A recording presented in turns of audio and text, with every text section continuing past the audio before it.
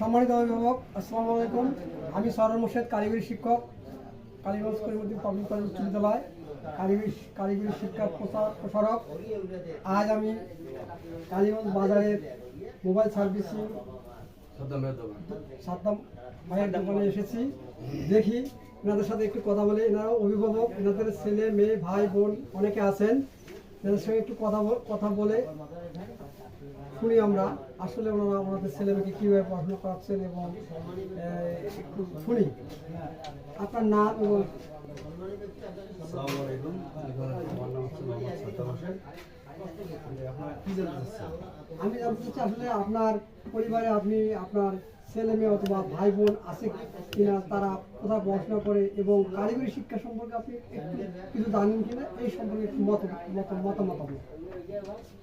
আসলে কারিগরি শিক্ষা বলতে অনেক শিক্ষাই বোঝায়।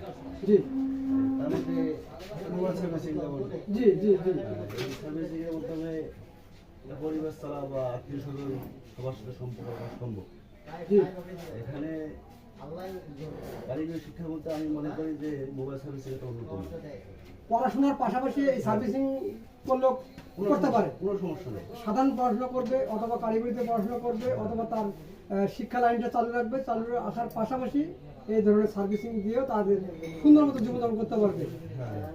এই সম্পর্কে আপনি আপনার পরিবারে কেউ কারিগরিতে পড়াশোনা করে কিনা একটু যদি বলেন প্লিজ। আচ্ছা, যেমন আমার আপন ভাতিজা ও হাজারীয় কলেজে পড়তেছে, তার পড়ার সাথে সাথে এখানে বসে কাজ করতেছে। জি, তাহলে আপনি আপনার পরিবারের সদস্যরা লেখাপড়া করে এবং আগামীতে কারিগরিতে পড়াশোনা করাবেন, 6-এ হোক 7-এ হোক 8-এ। এখন জানেন যে এখন সব ক্লাসেই কারিগরি শিক্ষার প্রচলন আছে, বিশ্ববিদ্যালয় আছে। আপনি আগামীতে আপনার ছেলে মেয়েকে কারিগরি শিক্ষায় পড়াবেন শুনে আমি খুশি হয়ে আপনাকে একটি উত্তরীয় পড়াতে চাচ্ছি, আপনি যদি অনুমতি দেন।